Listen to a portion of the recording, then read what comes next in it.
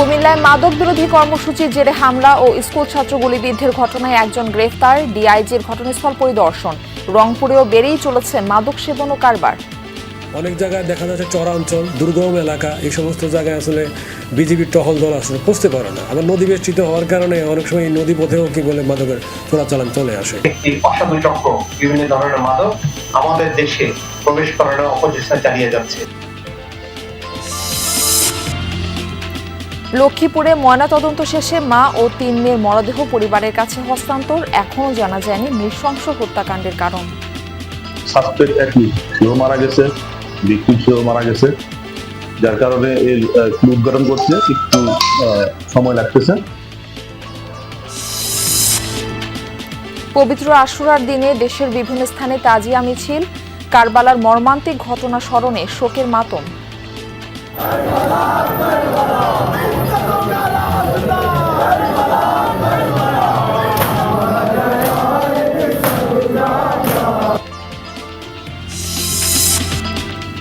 খুলনার কয়রায় দক্ষিণ বেতকাশী ইউনিয়নে দীর্ঘদিনেও লাগেনি উন্নয়নের ছোঁয়া। প্রাকৃতিক দুর্যোগ আর দারিদ্র্যের সাথে লড়াই করে বাসিন্দাদের টিকে থাকার সংগ্রাম। এই ইউনিয়নে কোনো আপনার পিসি রাস্তা নাই। রাস্তাঘাটে বাড়িতে মাল আনতে গেলেও অনেক টাকা খরচ পড়ে। এলাকায় যদি কেউ একজন অসুস্থ হয়, নিতে গেলে অনেক সমস্যা হয়।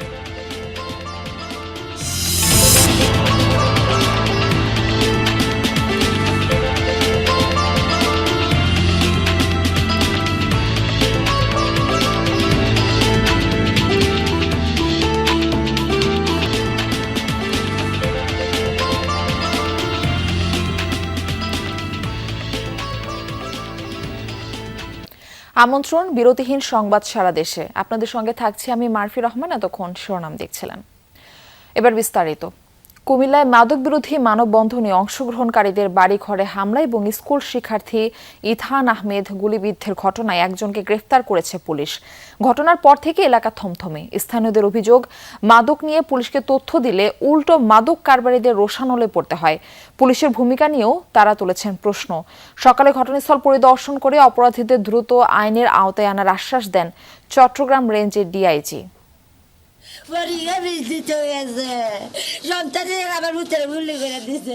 স্কুল পড়ুয়া একমাত্র ছেলে গুলিবিদ্ধ হয়ে ঢাকায় হাসপাতালে ভর্তি, থামছেই না মায়ের কান্না। কুমিল্লা নগরীর কাটাবিল রফিকুদ্দিন মেমোরিয়াল হাই স্কুলের 6ষ্ঠ শ্রেণীর শিক্ষার্থী ইথান আহমেদ বৃহস্পতিবার পরীক্ষার ফি জমা দিয়ে টিফিনের বিরতিতে বাসায় যাচ্ছিল। প্রত্যক্ষদর্শীরা জানায়, এ সময় মাদক কারবারি অপু গ্রুপের ছোড়া গুলিতে গুরুতর আহত হয় ইথান। ফুসফুসে ছিদ্র হয়ে গেছে, গুলি কি বুঝি বুলেট চিকিৎসা চলতেছে না। আমি চাই দ্রুত চিকিৎসা চলুক। সে ভালো শিক্ষার্থী ছিল, শিক্ষার্থী হিসেবে সে যথেষ্ট বেস্ট ছিল। আমরা স্যার তার সুষ্ঠু বিচার চাই। স্থানীয়রা জানায়, ঘটনার সূত্রপাত বৃহস্পতিবার সকালে স্কুলের সামনে মাদক বিরোধী মানববন্ধন ও বিক্ষোভ করে এলাকাবাসী। এক পর্যায়ে বিক্ষুব্ধরা স্কুলের পেছনে মাদক কারবারি অপুর আস্তানার গেট খোলার চেষ্টা করে। খবর পেয়ে অপু ও তার সহযোগীরা ঘটনাস্থলে গিয়ে এলোপাতারি গুলি ছোড়ে। হামলা চালায় মানববন্ধনে অংশ নেওয়া কয়েকজনের বাড়ি ঘরে। এই ঘটনায় এলাকায় আতঙ্ক ছড়িয়েছে। ভয়ে ক্যামেরার সামনে কথা বলতেও রাজি হননি অনেকে। প্রকাশ্যে মাদক কারবার চললেও প্রশ্ন উঠেছে পুলিশের ভূমিকা নিয়ে। পুলিশ উল্টা না আইনের লোক টিহা দেমি আমি কথা কয় না, আইনের লোকও লাভ নাই, আইন যাইও লাভ নাই। আইনও যে টেহাটা বেশি দে হেনের কথা কয়। ঝগড়া থামে গেলে প্রশাসন চলে যায়, এরপর আর কোনো অ্যাকশন থাকে না। প্রশাসন এটা অ্যাকশন নিলে এলাকা নির্মূল হয়ে যায়। কিন্তু কি শিক্ষা প্রতিষ্ঠানে কোনো নিরাপত্তা নাই? তাহলে তো শিক্ষার্থী আজকে আমার বাচ্চারে মারছে, কালকে আরেকজনের বাচ্চারে মারবো। ঘটনাস্থল পরিদর্শন করেছেন চট্টগ্রাম রেঞ্জের ডিআইজি। খোঁজ খবর নেন আহতের পরিবারের। অপরাধীদের শাস্তি নিশ্চিতের পাশাপাশি এলাকায় শান্তি না ফেরা পর্যন্ত আইনশৃঙ্খলা বাহিনীর অভিযান অব্যাহত থাকবে বলেও জানান তিনি। মানুষকে নিরাপদে বাঁচার, থাকার যত রকমের প্রচেষ্টা আমাদের আছে, পুলিশ সেই চেষ্টা করে যাবে। আমরা সেই নির্দেশনা দিয়েছি, সেই চেষ্টা আমরা করে যাচ্ছি। এই ঘটনায় অভিযুক্ত অপু সহ 6 জনের নাম উল্লেখ করে মামলা হয়েছে। অপুর বিরুদ্ধে হত্যাসহ একাধিক মামলা রয়েছে বলে জানিয়েছে পুলিশ।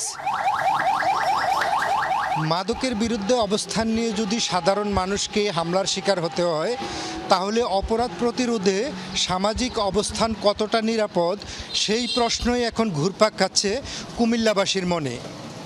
খোকন চৌধুরী, যমুনা নিউজ, কুমিল্লা।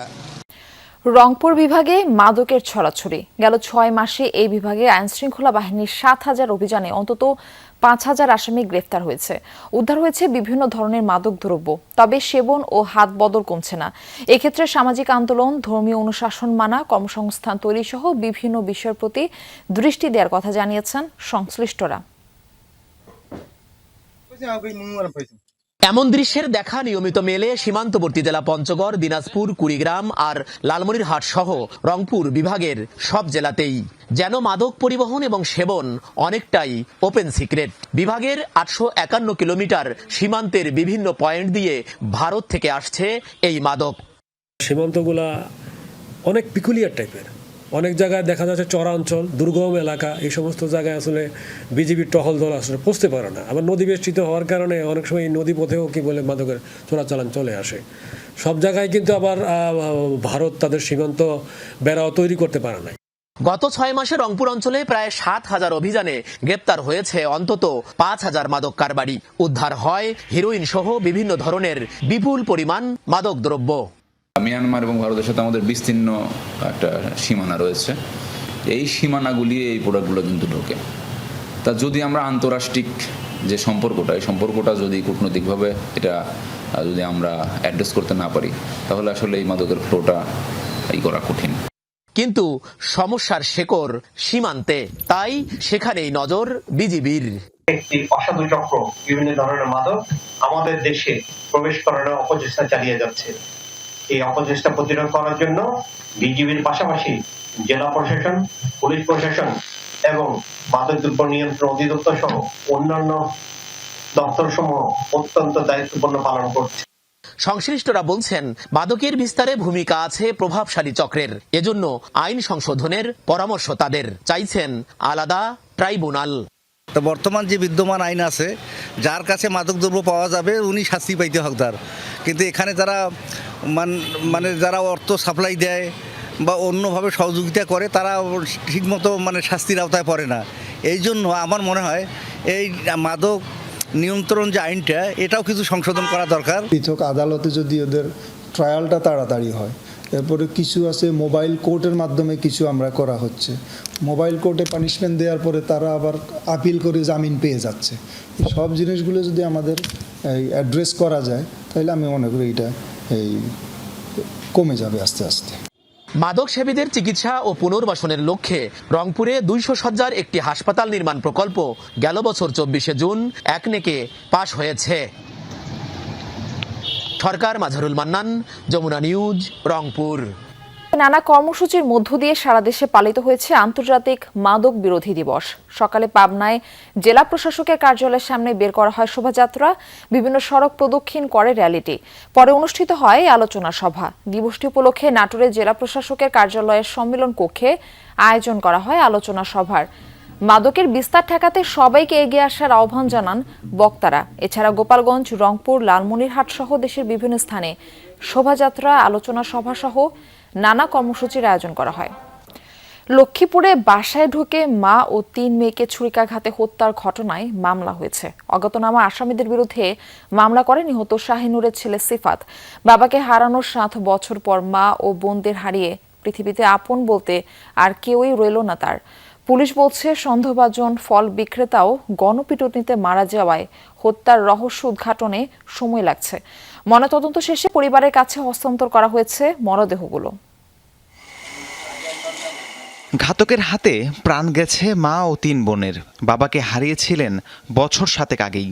18 বছর বয়সেই গোটা পৃথিবী যেন থমকে গেছে জুনায়েদ ইসলাম সিফাতের। বাবার মৃত্যুর পর পরিবারের হাল ধরেন সিফাত। থামতে দেননি বোনদের পড়ালেখা। বৃহস্পতিবার দুপুরে হঠাৎই খবর আসে রায়পুরায় ভাড়া বাসায় ঢুকে তার মা ও 3 বোনকে ছুরিকাঘাত করেছে দুর্বৃত্ত। ছুটে গিয়ে দেখতে পান পরিবারের সদস্যদের রক্তাক্ত মরদেহ। 11টার দিকে দোকান থেকে কল দিয়েছে, তোর তো বাসায় মনে কি হয়েছে, তাড়াতাড়ি একটু বাসায়। ওরা আবার আমার ভুট্টু আরেকবার ফোন দিয়েছে, তুই আসতে বাড়াইছে তাদের বাসার দিকে। আসি তো দেখি আম্মু রান্না করে রয়েছে রক্তাক্ত অবস্থায়, আর 3 বোন ভিতরে 3 জন। টাকা পয়সার লোভে আমার তারে আমার মাইয়ার কিছু স্বর্ণ অলঙ্কার আছিল, ইদিল লোভ আমার তারে। বিক্ষুব্ধ জনতার পিটুনিতে প্রাণ গেছে ফল বিক্রেতা সন্দেহভাজন অন্তরের। হত্যার মোটিভ জানতে পুরো ঘটনাটি খতিয়ে দেখছে পুলিশ। সকালে সদর হাসপাতালে মরদেহগুলোর ময়নাতদন্ত করা হয়। সাসপেক্ট অ্যাকিউজড সেও মারা গেছে, ভিকটিম সেও মারা গেছে, যার কারণে এর ক্লু উদ্ঘাটন করতে একটু সময় লাগতেছে। ইনশাল্লাহ আমরা বিস্তারিত তদন্তে ক্লু উদ্ঘাটন করতে পারবো। এদের মাথায় আঘাতের চিহ্ন ছিল, তারপর হাতে আঘাতের চিহ্ন ছিল এবং বুকে আঘাতের চিহ্ন ছিল। ভেজানাল সোয়াবের কালেকশন করার কথা বলা হয়েছে, আমরা ভেজানাল সোয়াব কালেকশন করেছি, সেটা আমরা রিপোর্ট পাওয়ার আগ পর্যন্ত কিছু বলা যাচ্ছে না। ময়নাতদন্ত শেষে পরিবারের কাছে হস্তান্তর করা হয় মা ও 3 মেয়ের মরদেহ। এরপর গ্রামের বাড়ি কুমিল্লা হোমনার উদ্দেশ্যে রওনা হয় মরদেহবাহী অ্যাম্বুলেন্স। লক্ষ্মীপুরের রায়পুরা থানায় অজ্ঞাতনামাদের আসামি করে মামলা করেছেন সিফাত। রাহিম সারোয়ার, যমুনা নিউজ। সীমান্তে কোনোভাবেই থামছে না বিএসএফ এর পশ্চিমের অপচেষ্টা, তবে বিজিবির কঠোর প্রতিরোধের মুখে তা সফল হচ্ছে না। ভোরে আবারও মেহেরপুরের গাংনী উপজেলার ধলা সীমান্ত দিয়ে 3 জনকে এপারে ঠেলে পাঠানোর চেষ্টা করে ভারতীয় সীমান্তরক্ষী বাহিনী। বিষয়টি টের পেয়ে বাধা দেয় বিজিবি। পরে বর্ডার গার্ড বাংলাদেশ ও স্থানীয়দের প্রতিরোধের মুখে 3 জনকে আবারও ভারতের অভ্যন্তরে ফিরিয়ে নিতে বাধ্য হয় বিএসএফ। পশ্চিম ও অনুপ্রবেশ ঠেকাতে জেলার বিভিন্ন সীমান্তে নজরদারি বাড়িয়েছে বিজিবি। পবিত্র আশুরা উপলক্ষে দেশের বিভিন্ন স্থানে তাজিয়া মিছিল করছেন শিয়া মতাবলম্বীরা। সকালে খুলনা নগরীর আলতাপোল লেনের আঞ্জুমানে পাঞ্জাতানি থেকে মিছিলটি বের হয়। সাউথ সেন্ট্রাল রোড, শহীদ হাদিস পার্কের মোড়সহ শহরের বিভিন্ন সড়ক প্রদক্ষিণ শেষে একই স্থানে গিয়ে শেষ হয় মিছিলটি। এ সময় কালো পতাকা ও পোশাক পরে নারী পুরুষ সহ বিভিন্ন বয়সী মানুষ মিছিলে অংশ নেন। এর আগে ইসলামী শিক্ষা কেন্দ্রে কারবালার শহীদদের স্মরণে দোয়া ও প্রতীকী রওজা জিয়ারত অনুষ্ঠিত হয়। রাজবাড়ী শহরের খানকা শরীফ বড় মসজিদ প্রাঙ্গণ থেকে একটি শোক র্যালি বের করা হয়। আঞ্জুমানি কাদেরিয়া নেতাদের নেতৃত্বে বিভিন্ন সড়ক প্রদক্ষিণ করে একই স্থানে গিয়ে শেষ হয় র্যালিটি। এ সময় খালি পায়ে হাজার হাজার ইমাম হুসাইন অনুসারীরা শোক মিছিলে অংশ নেয়। রাস্তার দুপাশ থেকে গোলাপ জল ছিটানোর পাশাপাশি শরবত বিতরণ করা হয়। মানিকগঞ্জের গড়পাড়া ইমামবাড়িতে সকাল থেকে জড়ো হতে থাকেন ভক্তরা। ফাতেহা পাঠের পাশাপাশি ছিল জারি, সারি, মার্সিয়া ও মাতম সহ নানা আয়োজন। এছাড়া বের করা হয় তাজিয়া মিছিল। এতে অংশ নেন নানা বয়সী মানুষ। এছাড়া দেশের বিভিন্ন স্থানে শোক র্যালি ও তাজিয়া মিছিল বের করা হয়।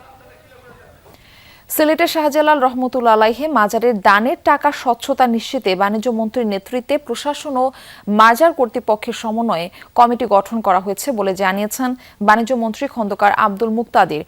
সকালে সিলেটের সার্কিট হাউসে এই সম্পর্কিত এক সভা শেষে সাংবাদিকদের এসব তথ্য জানান তিনি। এ সময় মন্ত্রী বলেন, দরগার উন্নয়ন, দানের অর্থ ব্যবস্থাপনা ও সার্বিক কার্যক্রমে যৌক্তিক সমাধানে পৌঁছাতে সংশ্লিষ্ট সব পক্ষের সঙ্গে আলোচনা হয়েছে। আর্থিক হিসাবে স্বচ্ছতা আনতে একমত হয়েছে সবাই। বিভাগীয় ও জেলা প্রশাসন, সিটি কর্পোরেশন, দরগা, মসজিদ, মাদ্রাসার প্রতিনিধিদের সমন্বয়ে একটি কমিটি গঠন করা হয়েছে। এই কমিটি আগামী 1 মাসের মধ্যে ভবিষ্যৎ কর্মপন্থা নির্ধারণ করবে। স্বচ্ছতা আনয়ন এবং সামগ্রিক বিষয়টি নিয়ে একটি ভালো যুক্তিসঙ্গত যৌক্তিক সমাধানে পৌঁছার জন্য আমরা একটি কাঠামো ঠিক করেছি।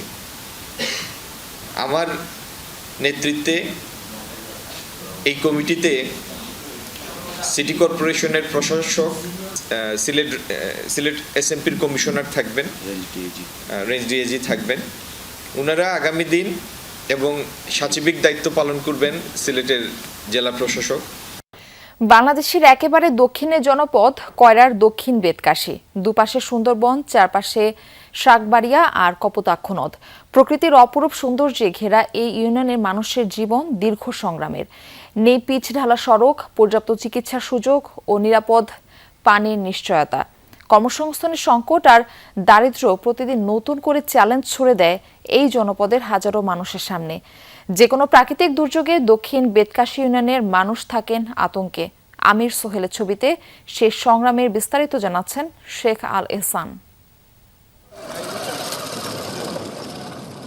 12 ফুট প্রশস্তের এই সড়কটি খুলনার কয়রা উপজেলার দক্ষিণ বেতকাশী ইউনিয়নের মানুষের চলাচলের একমাত্র মাধ্যম। একসময় আরও চওড়া বেড়িবাঁধটি ভাঙনের শিকার হয়ে এই জীর্ণদশা। খানাখন্দে ভরপুর সড়কটি বর্ষা এলেই হারিয়ে যায় কাদার নিচে। তখন নৌকা ছাড়া কোনো গতিই থাকে না দক্ষিণ বেতকাশী ইউনিয়নের বাসিন্দাদের। ম্যাক্সিমাম হচ্ছে কাঁচা রাস্তা আর হচ্ছে নৌকা পথে যেতে হয়, যেটা দক্ষিণ বেতকাশী। এই ইউনিয়নে কোনো আপনার হচ্ছে পিসি রাস্তা নাই। বৃষ্টি হলে আমাদের খুবই কষ্টকর হয়ে যায়, হেঁটে যাওয়া লাগে, আর তা না হলে নদী পথে নৌকায় ট্রলারে যাওয়া লাগে। রাস্তাঘাটে বাড়িতে মাল আনতে গেলেও অনেক টাকা খরচ পড়ে।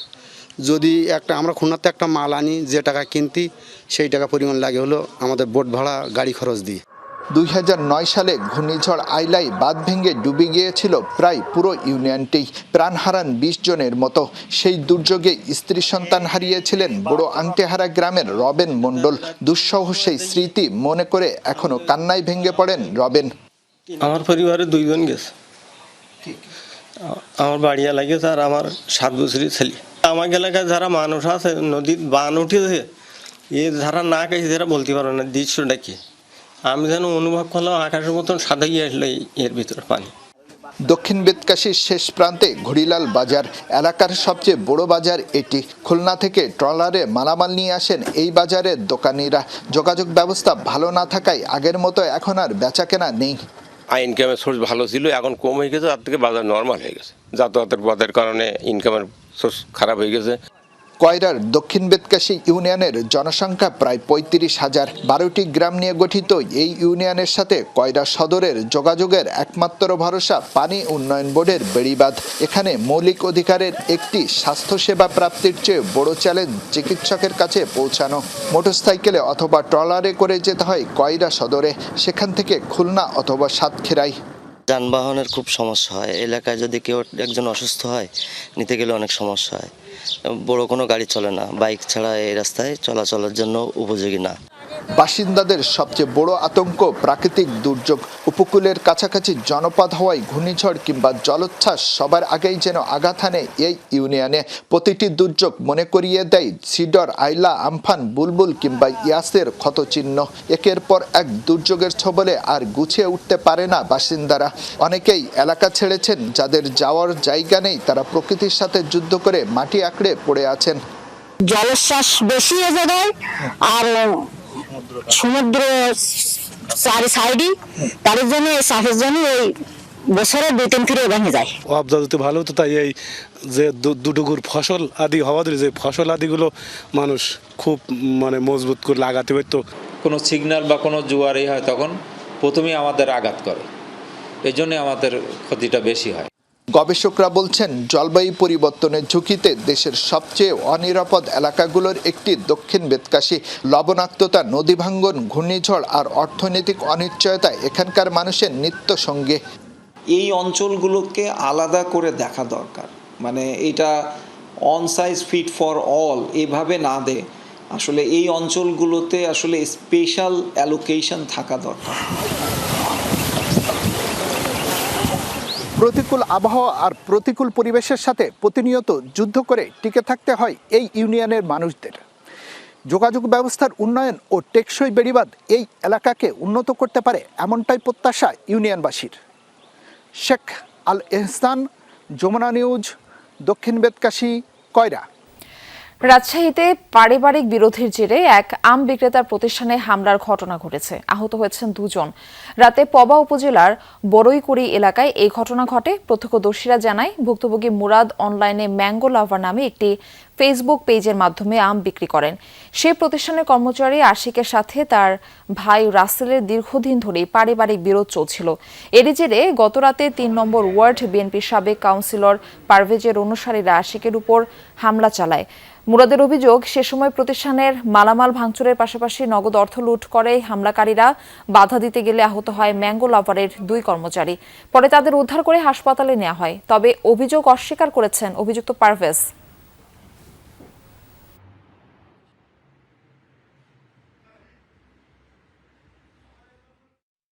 কমিশনার অসংখ্য আমার অফিসের স্টাফের সঙ্গে পারিবারিক করলো সেই দিনে আমার অফিসে জানলো আমি উদ্যোক্তা। ওখানে কোনো বিশৃঙ্খলা হয়নি, যা বিশৃঙ্খলা হয়েছে আমাদের গ্রামে হয়েছে। আর এখন যখন ওরা ইট পাটকেল ছুঁড়ে উপর থেকে 6 জন কি 7 জন ছিল ওই সময় মুরাদ বাদে, তখন কিন্তু ছেলেবেলে সামনে যায়, তখন কিন্তু তাদের বাসায় উঠেনি, কিন্তু ওরা যখন যাইতে লাগে তখন কিন্তু আমি যা গেটে দাঁড়াইছি। আমরা গেছিলাম, যাওয়ার 10 মিনিট পরে পারভেজ কমিশনার গেছে, ও গেছে সমাধানের জন্য, ও মারামারি করতে যায়নি। দেশি বিদেশি বিলুপ্ত প্রায় হাজারো গাছের সংগ্রহ করে সংরক্ষণ ও পরিচর্যা করছেন নারায়ণগঞ্জের বৃক্ষপ্রেমী ডাক্তার দম্পতি। হিজল, তমাল, অশোক, বিদেশি এডনিয়ামর, আফ্রিকান বটবৃক্ষ কি নেই বাড়ির ছাদে। তবে বিরাট বৃক্ষ নয়, এগুলোকে রাখা হয়েছে বনসাই করে। প্রায় 200 প্রজাতির 2000-এর বেশি গাছ আছে এই ছাদ বাগানে, যার মূল্য 2 কোটি টাকারও বেশি।